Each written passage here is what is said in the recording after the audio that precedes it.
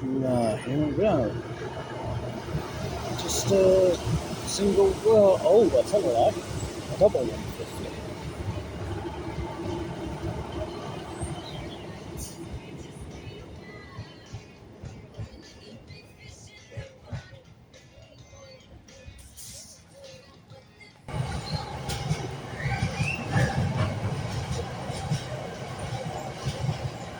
Missed the locomotive, but it was a Freightliner.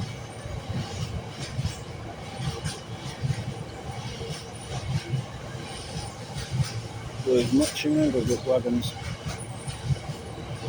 If we're lucky, this is the monster we've been waiting for.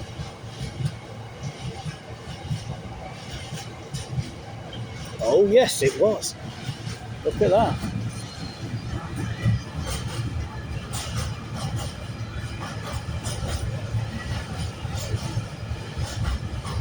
Ah, different aggregate wagons this time.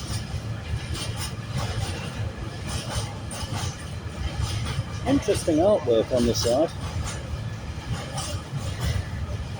You don't see many split ones. Well, I've never caught one on here before. And a Metrolink to finish it off. What a fantastic viewing.